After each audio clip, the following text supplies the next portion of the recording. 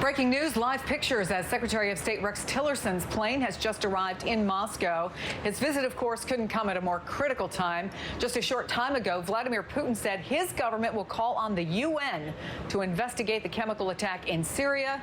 Putin also says the U.S. strikes on Syria remind him of the WMD, weapons of mass destruction claims in Iraq. Let me bring in Democratic Congressman Eric Swalwell of California, who's a member of the House Intelligence Committee. Congressman, always good to see you, and I'm curious about your reaction to what Vladimir Putin just had to say this morning. Nice to see you, Chris. And this is classic Vladimir Putin, which is to deny what seems to be pretty clear and convincing evidence. This has been his MO when Russian forces shot down a plane over Ukraine, his MO when Russia interfered in our elections, and now there's pretty clear evidence that not only did Assad use chemical weapons, but that Russia may have known about it, and Russia may have even tried to help cover it up. Well, that's a key question. Can you shed any light for us on what Russia knew and when they knew it?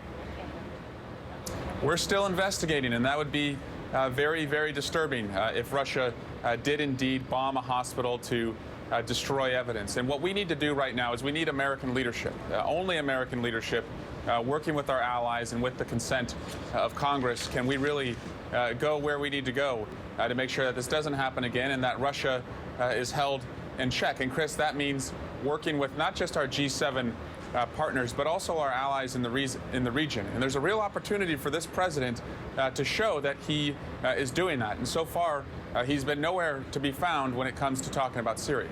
Well, White House Press Secretary Sean Spicer talked about Syria during his daily briefing yesterday. Let me play part of that for you, Congressman. If you gas a baby, if you put a barrel bomb in to innocent people, I think you will see a response from this president. That is unacceptable.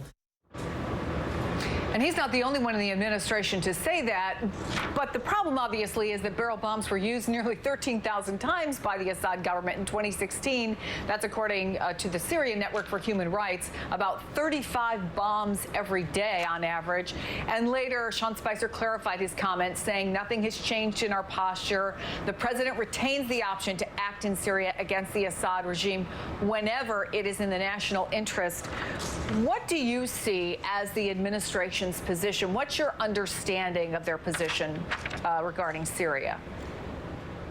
I don't see a strategy. I don't see Congress authorizing any force yet, and we should be back in Washington debating what the scope of that is. And I also don't see who our allies are. And so without a strategy, without Congress, and without knowing who our allies are, we're treading in very dangerous waters, Chris. So I think what the president needs to lay out is what exactly does he want to see happen next. He's done the easy part, which is putting Tomahawk missiles into an airfield. But what is the long-term strategy here? What is the scope that Congress is going to set on this? And who are our friends? Right now, I think it would, if we're going to go any farther, we need to know, is this unilateral action, which I and many others will oppose, or is this a effort where we're going to work with our friends in the region and say that Assad must go and never again will we tolerate someone in that country gassing their own people?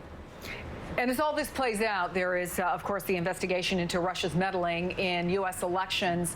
You guys are all on break, but where does that stand and where do you see it going? Are we going to get answers? As we're watching, by the way, Rex Tillerson get off the plane and being greeted on the tarmac in Moscow. Congressman?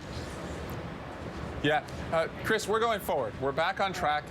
We have a witness list that we agreed to, and when we get back to Washington in about a week and a half, we're going to continue to interview all relevant witnesses. And it's important for the American people to understand just how this happened, what U.S. persons were involved, and what we can do to make sure it never happens again. An important step in there was Chairman Nunes recusing himself. So I'm confident we're back on track. Congressman Eric Swalwell, thanks so much. Always good to talk to you. Appreciate it. My pleasure, Chris.